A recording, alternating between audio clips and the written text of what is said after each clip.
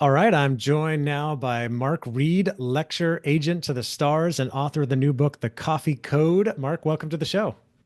Well, thank you for having me, Andy. I'm excited to be here and overexcited to the fact that you're reaching out from Barcelona. Right. Yeah, we got the Barcelona to LA connection going on today, quite a distance. And I'm excited too because you and I chatted very recently, and you have such an impressive story and resume. You've worked with so many famous people. You've gotten to be kind of right there on the sidelines or front row, if you will, to a lot of really impressive talks from really impressive people. And I know you yourself are out there now speaking primarily in colleges and universities, helping college students and grads think about how to find success in their own careers through networking and mentoring and other things.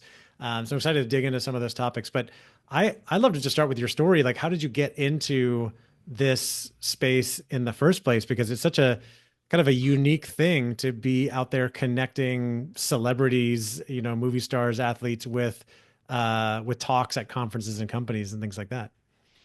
I think once you're in business, you find that any business is competitive. So Yeah. there's others who certainly do what I do, and how I got into this was effectively on the advice or suggestion of my mentor at the time. And this was during college.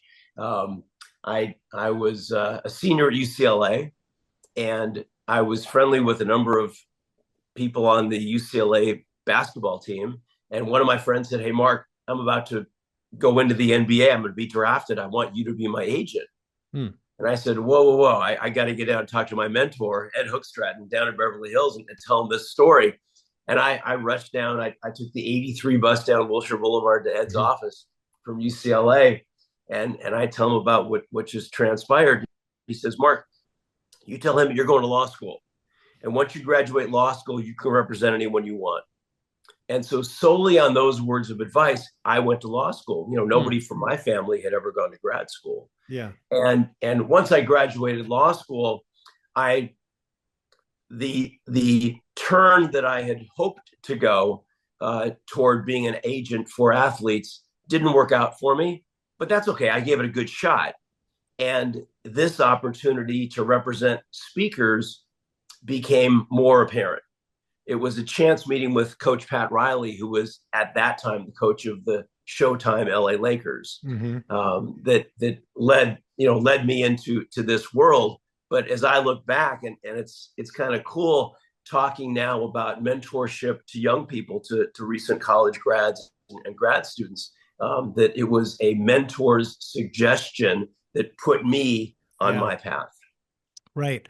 That's such an interesting thing. And one thing that struck me when I was reading that story is I'm sure that you still know a lot about what's going on in the world of sports.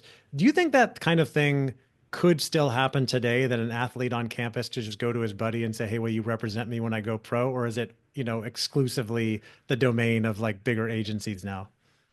No, I don't think so. I think that representation and loyalty and Mm. trust, and relationships will never get old. Mm. I think that if somebody wants you to be a part of their team, if somebody trusts that you're going to be looking out for their best interest, then they want to search you out first and foremost. Mm. So yeah, I mean, that business was competitive back then, Right. just as it is competitive right now, the agency business. Right. And certainly it's gotten bigger, and there's always going to be big players, but there's always going to be individuals who are drawn to one person from a purely loyal friendship. Uh, you know, you get it. Right. It's Yeah. it's Yeah. I think as you're saying that now, I'm thinking, and maybe I'm wrong with speaking out of turn because I don't follow sports as closely as I used to, but I think LeBron James, who plays for the Lakers now, is like famously surrounded by a cadre of like high school friends who still do all the work. Maybe not like agency representation, but all the other things representing him and his brand. I think a lot of it's done by friends that he, for the last 25 years that he's had.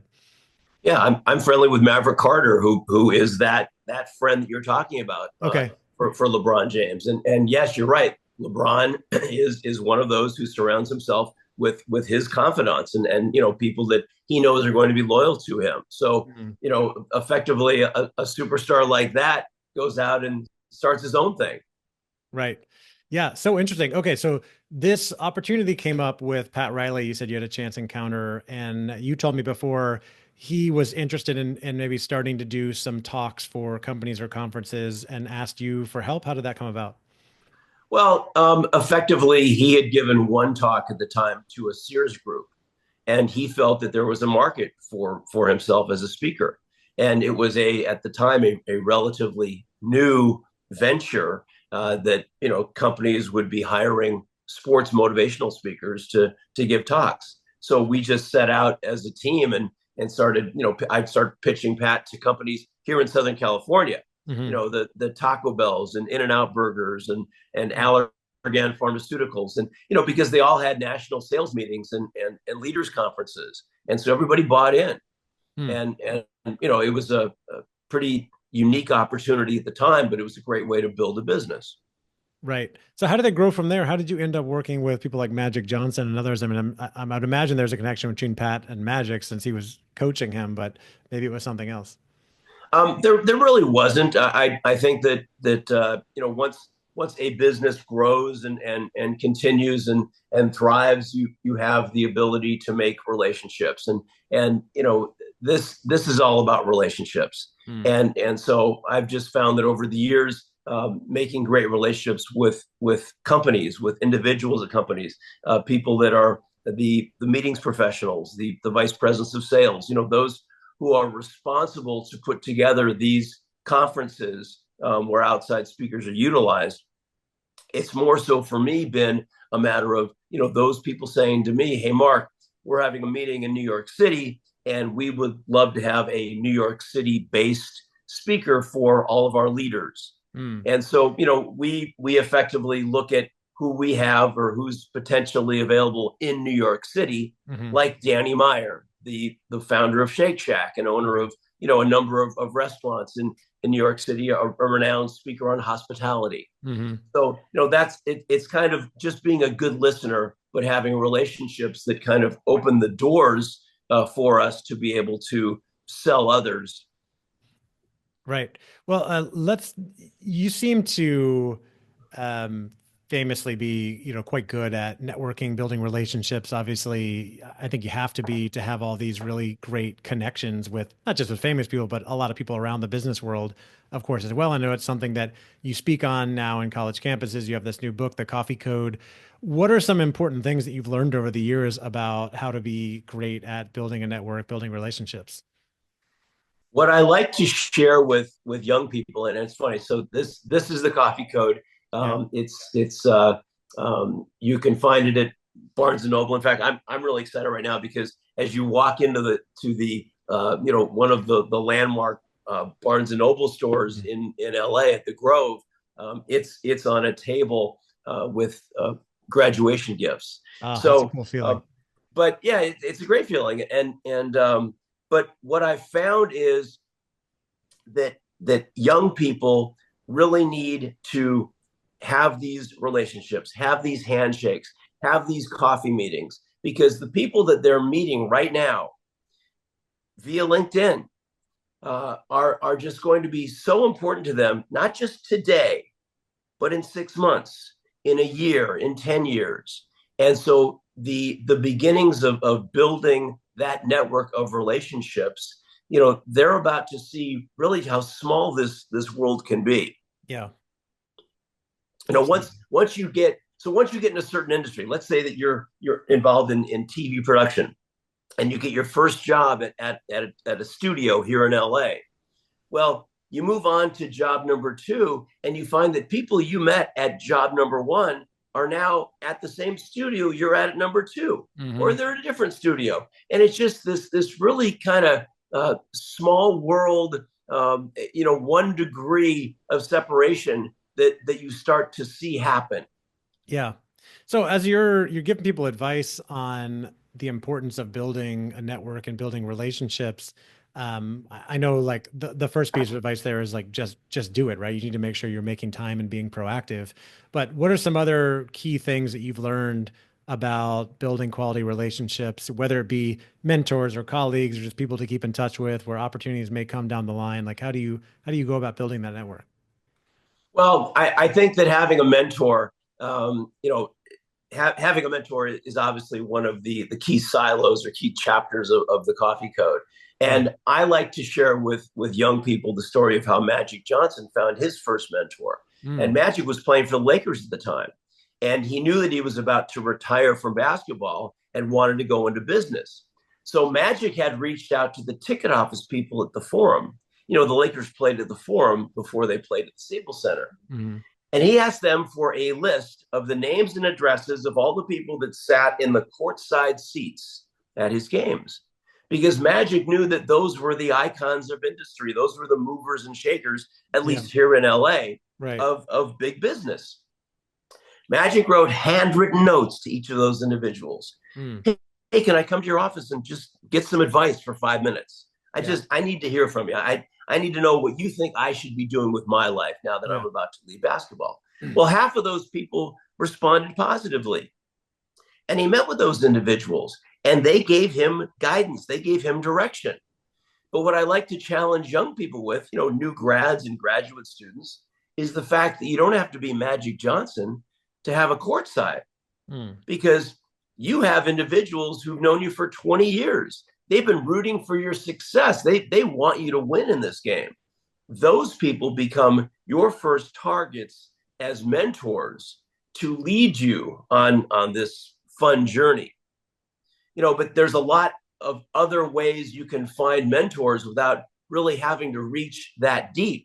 And to me, that person is looking you in the eye right now in your class, and he or she is your professor mm, because your professors are so amazingly connected in the business world that when your professor has office hours, you go. Get to know your professor. Let them understand what your interests are, where you want to go with your life. Because the chances are great that that individual will know somebody in a field that's of interest to you. Plus, the fact that professor is about to be the number one name on your resume when you mm. put it out there for the world to meet you. Right.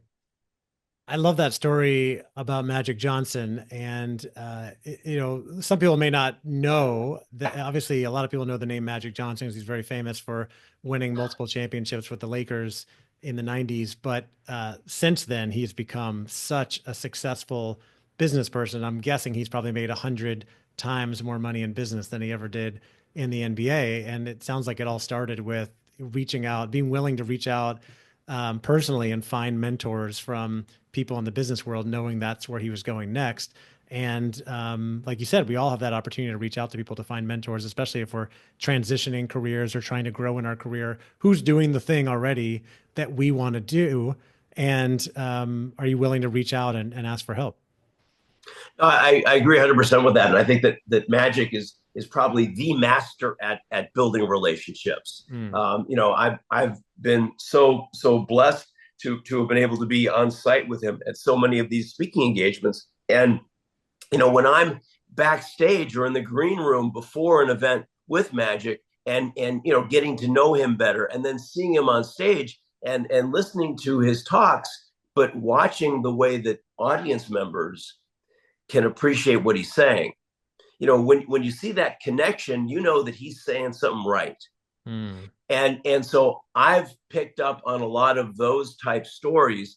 And in fact, the Coffee Code book is, I look at it as being life hacks or things I wish I knew when I was in my 20s.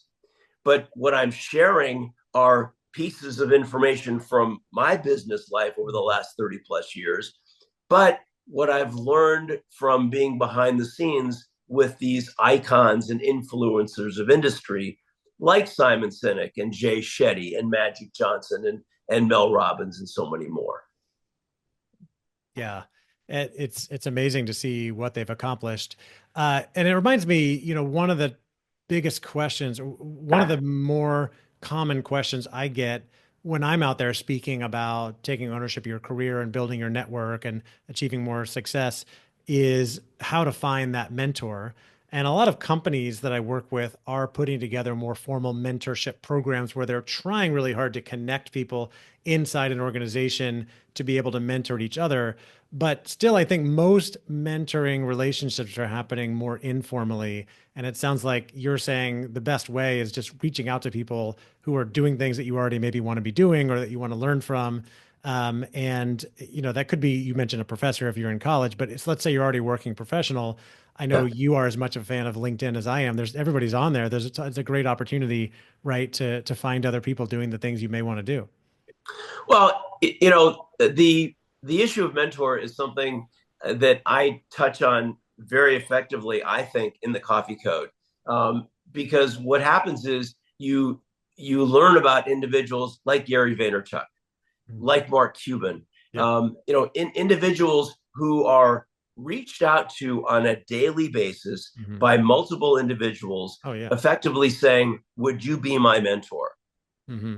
And what Gary Vaynerchuk says is, no, I can't. Right. I can't take my time that is so valuable to me to teach you things. But but what's happened is because of technology, young people today do have the ability to effectively find heroes. Seth Godin, the author in New Hmm. York City, calls them heroes. Individuals that you and I can find on YouTube right now that we know of, like Jay Shetty, Hmm. like Gary Vaynerchuk. And we can watch their videos, we can watch their speaking engagements Right. and engage with them that way, where effectively we don't have to personally talk to them. Right. We don't have to personally be mentored by them and get guidance from them for specifically what we're trying to do. Yeah. But if we can listen to what they're saying and say, wait, this this is me. He's Yeah. talking to me. Right. Well, there you've got a hero who is effectively a mentor, um, and that's the way you need to move on. So waiting for a mentor to come into play, if you're waiting for that individual to say, yes, I'll be your mentor, that's stupid. That's a waste of your time.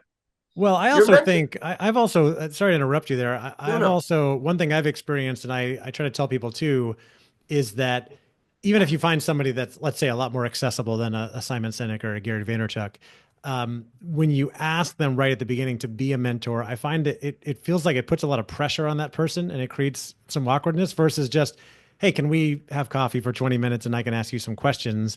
And if that goes well, then you can ask them, can we do this again? But when you ask them to be a formal mentor right away, sometimes people feel like, oh, I don't know if I want to commit to something that big, or I don't even know if I'm capable of being a mentor to you. Well, you have the ask of the formal mentor right away, Mhm. of individuals who are influencers Yeah. and who are big time players out there, Right. and that becomes a tough ask. Yeah. The idea behind the coffee code effectively is getting a coffee meeting with someone you're about to connect with or message on LinkedIn. Hmm. It's someone that you don't know who works at a company that is of interest to you. So Right. there's someone at Google. Let's say I went to Boston College, and there's someone at Google who I can tell, an executive at Google who went to Boston College like me. Yeah. Well, I ping that person on LinkedIn and say, hey, I'm about to graduate Boston College. I need some advice. Mm. Can I come to your office, meet you in the Starbucks near your office for 5 minutes, and just have a coffee meeting? Just Yeah. just get some thoughts on what you think I should do Yeah. to be in your position. Now, granted, the individual you're reaching out to, that person may be busy. So you Hmm. got to throw a lot of darts, right? Right. You have to, Yeah. reach out to a number of people at this company. And that person you're reaching out to is not going to have a job for you. Right. But that person's going to meet you, hopefully, because he or she 6 months ago, a year ago, 5 years ago, was in the same position you are, Hmm. looking for advice, about to graduate college, about to graduate grad school, looking for your second, third, fourth job. It doesn't really matter, but just wanting some advice from someone within. Now, granted, That person from Google comes down to the Starbucks, meets you. And remember, you have to be a good listener because people love to talk about themselves. Right. But in the process of listening to somebody, you have the ability to tell about yourself and tell about where you stand and classes you've taken and internships you've had and jobs you've had and why you feel that you would be good at Google.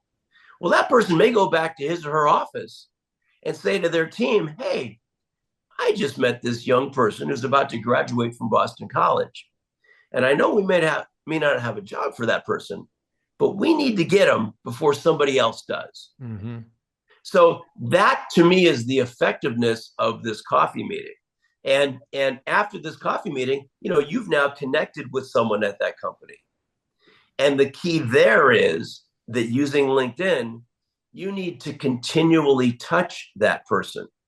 So in 3 months, in 6 months, in a year, you need to let that individual know what you've been doing. Mm-hmm. Hey, I just had a job doing this. Hey, I just started grad school. Hey, I'm listening to what you said, and I've started to work on my own projects, my own communication projects. And here's one of them. So that they see that you're not stale, that you're real, that you really want to be on board with them. Yeah. And something you share with them down the line is going to click with them. And then all of a sudden you get this call like, hey, can we have another coffee meeting? But it's not you asking for the coffee meeting. It's them asking you. Right. They've got a role or an opportunity or something. And if you make a good connection in that coffee meeting, they'll be interested in your success. Right. And so they'll appreciate, I know I would appreciate hearing those updates of, oh, I just landed this job, or I didn't get this job, or I started grad school, whatever it is. I want to know what's going on with that person and keep in touch as well. So some great things to pull out of there. First of all, going back to reaching, following we'll say the more popular, famous influencer type people like Simon Sinek, Adam Grant, Gary Vee, etc. It's perfectly fine to say these people are a mentor, even though you may never speak with them personally, or a hero, as you said. I know I personally have had some mentors and heroes. Gary Vee has been a mentor and a hero to me. I have had the opportunity to meet him a couple of times, but doesn't mean he would actually remember who I am, right? But I can follow his content. I can learn from him on a regular basis. There's other people whose books I've read who have made a big impact on me. I learn from them. I might consider them a mentor or a hero. But I don't have to have a personal relationship with them. And then there are the people that are, we'll say, slightly more accessible. Doesn't mean they're not busy, but you can reach out on LinkedIn and say, hey, I'm graduating, or I just finished my second year in this type of job in learning and development, and I want to make a move one day to get to become a director. And I see this is the type of job you're doing. I wonder if I can get 20 minutes of your time just to ask you for some advice on how you moved into this type of role, et cetera. And it's also helpful if you have some type of connection, like a education experience, same college, same company, but obviously not required. And the key is, like, you're not asking them for anything awkward. Like, you're not asking for a job. You're just asking for time and asking for advice, and you're building a relationship that may lead to more things later on. Oh, the important thing about what you're sharing, Eddie, is the fact that you don't have to be 22 to play this game. Right. This is a game for 32 and 42 and people my age. I mean, I use LinkedIn every single day right now because everybody in the business that I'm in, every one of my potential contacts or connections or leads at major corporations is on LinkedIn. Yep. When you're on an airplane, I mean, I'm telling you right now, companies recruit on airplanes. Because when you're on an airplane, you're sitting next to somebody and you're in coach, chances are great that individual works for a big company or works for a company you've heard of. Yeah. So yes, strike up a conversation. Now, you made a comment earlier about somebody, you were talking about Gary Vaynerchuk and the fact that you've met him a couple of times, that he may not remember who you are. Right. And so the remember who you are, I think is something that's very important for young people. You don't have to be young to, when I say young people, I'm talking 20. We're all young, Mark. We're all young. I'm talking 22 to 30. Okay. I that to me, those are the young generation that are, making an impact on business. Yeah. But in reality, this does relate to everybody. Yeah. And so I feel that for someone like Gary Vee to remember you, is all a matter of storytelling. Yeah. It's all a matter of you becoming a great storyteller, such that you place something in front of Gary Vaynerchuk that he'll remember you by. There's a story that I like to share with college seniors when I speak on campuses. And it has to do with when my daughter Casey got into college to play tennis over 10 years ago. Well, I was friends with Andy Roddick's agent at the time. Andy Roddick was a top rated male tennis player. And Andy's agent said, hey, Mark, I can get you and Casey backstage coaches passes to the Madrid, Spain Open. Well, the Madrid Open tennis tournament, and, you know, Casey got into college, got into USC to play tennis. And the Madrid Open is a clay court championship that leads into the French Open. It's in fact, it was just last week in Madrid. And all of the famous men and women tennis players that you recognize are playing in this event. So Casey and I, you know, get our passes. We're all excited. We're in Madrid. We're ready to go check out the you know, everything that's going on about the Madrid Open. And it's the day before the tournament starts. And we decide to go and see just how close our passes will get us. So we show up at the registration area of this tournament. And the registration area of the Madrid Open, it's like being in the lobby of a major Las Vegas convention style hotel. Okay. It's, you know, high ceilings and wide open. And there are 2 staircases that lead up to where the players have their meals and their massages and their lockers. And it's the day before the tournament. There's no one around. But off in the distance, I see someone I recognize. It's Richard Williams, Venus and Serena's dad. Yeah. And at the time, their coach. Well, Venus and Serena are the reason that Casey got into tennis in the first place. They're from LA. They're from here in LA. Right. Richard, I'm Marc Reede. I'm from Los Angeles. This is my daughter, Casey. Casey just got into college to play tennis. And your daughters were the reason she took up tennis in the first place. He says, hang on one second. Venus, Serena. No way. Top of the stairs. Yes, Daddy? Girls, come down here. I want you to meet somebody. But the story doesn't end there. Yeah. Because the next night, Venus had her opening round match against a girl from Madrid. Remember, we were in Madrid. Yeah. There wasn't anybody in that stadium rooting for Venus Williams except us. We were sitting up there, up in the rafters. Yeah. Great serve. Nice shot. I mean, Venus knew where the cheers were coming from. Yeah. Well, if you watch tennis, you know that when a tennis match ends, and Venus beat this girl in straight sets, that the players get their stuff together and they zip up their bags and they go off in their own side private exit, right? Yeah. Well, the match ends. Casey knows that Venus is about to leave. So as the crowd is coming up towards us, leaving, Casey goes down. I lose view of her, but she goes down to get as close as she can to her new friend, Venus. Yeah. My eyes, I can't see Casey anymore. My eyes go back over to Venus. And I'm watching Venus zip up her bag. And she looks up at me and she mouths the words, "Where's Casey?" Well, I was floored. I mean, I'm getting goosebumps just thinking about the story right now. Yeah. I point, she's down there. I knew the area where she was. Yeah. I see Venus get up and run over to where Casey is. Now 5 minutes go by. It seems like an eternity. Right. But here comes Casey, tears coming down her eyes, holding Venus's tournament towel. Oh, wow. That you can't buy. Yeah. So now we're leaving the stadium. We're leaving the tournament. And in the lobby of the stadium, once again, I see Richard Williams. And I tell him this story. Richard takes Casey and me in a group hug. And he says, Mark, I'm going to tell you something. If you had told me my daughter just played a great match, I would have said, thank you very much. That's her job. That's why she works out so hard every single day of her life.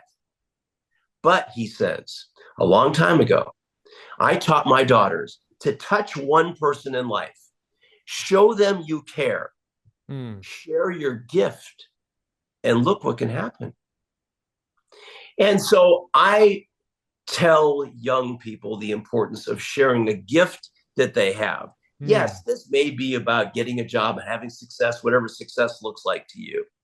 But we all have gifts within us that we can share with others. And hearing that story, hearing hearing that what Richard had taught his daughters and how that affected my daughter and how it affected me, that's the reason I effectively wrote this book. That's why I wrote The Coffee Code. Yeah. But more so than that, from a you're telling me that you don't think Gary Vaynerchuk would remember you because he's met you a couple times. Well, if you tell a story like Mm. that, albeit shorter, Yep. to someone like Gary Vaynerchuk, he won't forget you. Mm.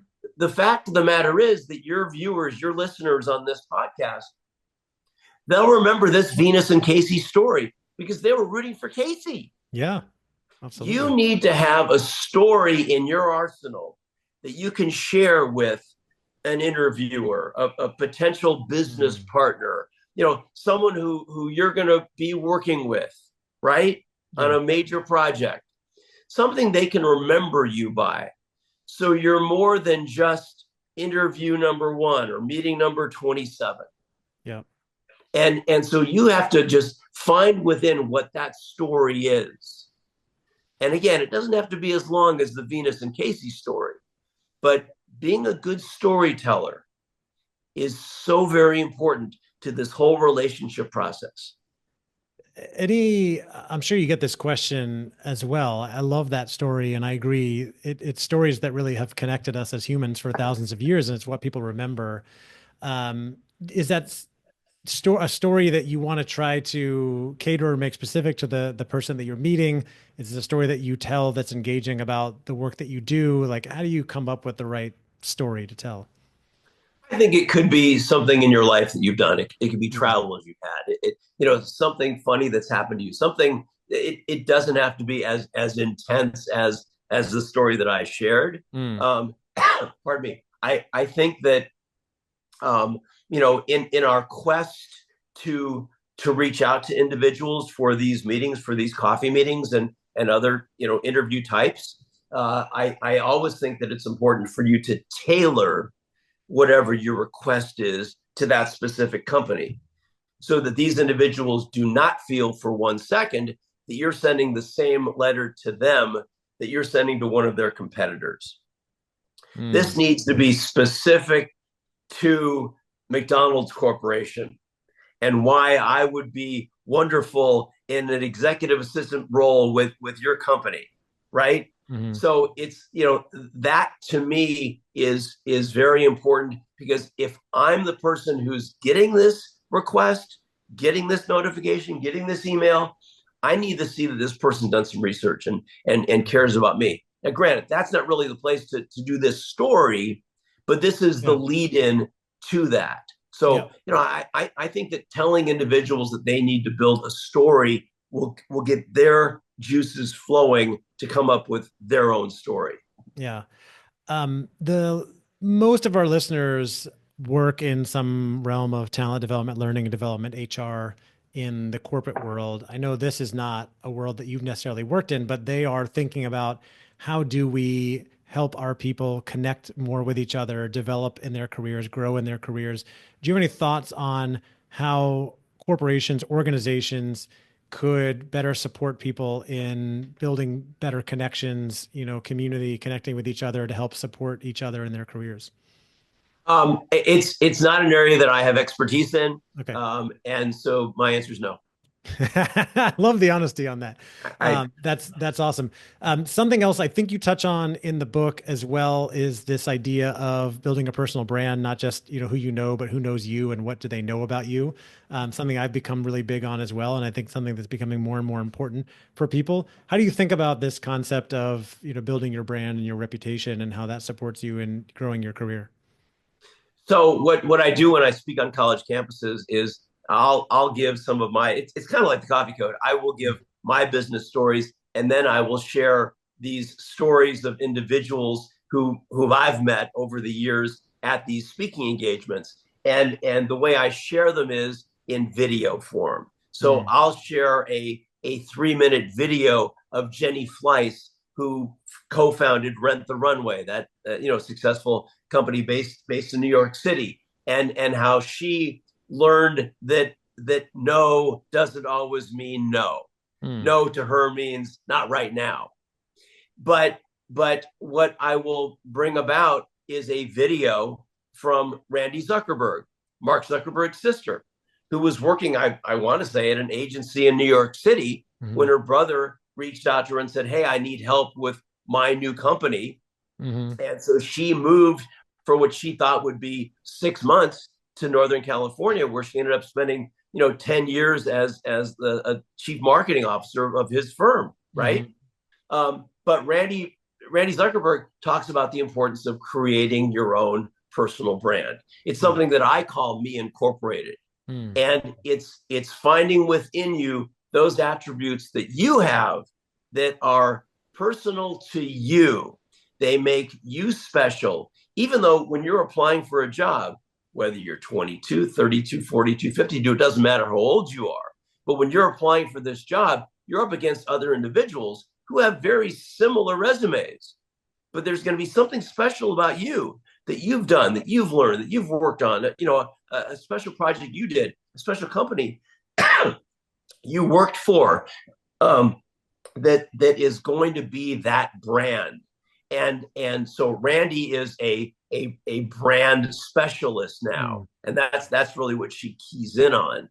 So the ability to find that brand within you and share it, that's what's going to make you successful. Right. What do you want to be known for? What do people know about you?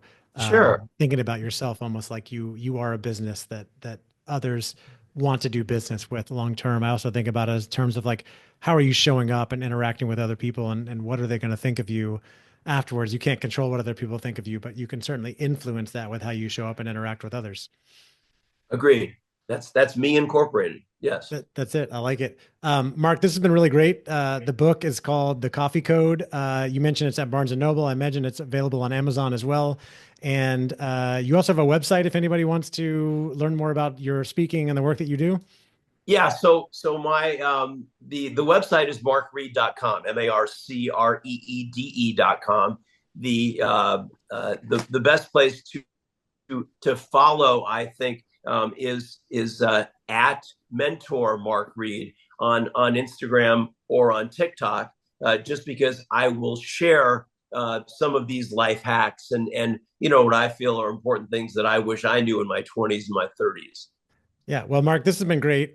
You mentioned earlier this idea of getting conversations with people that you want to learn from, and selfishly, behind the scenes, I took this interview on because I wanted to learn from you because you've connected so many great, like you said, celebrities with keynote talks and lectures and things like that. Things that I aspire to do more of, and it's just fantastic to see what you've done with your journey and how you're giving back and helping so many people in college now who are trying to figure out how do I go and build a career. And so I wish you much luck and success with all the work that you're doing. I hope we can keep in touch and talk more in the future. Well, that makes my day. So I appreciate you, Andy. Thank you so much. All right, take care.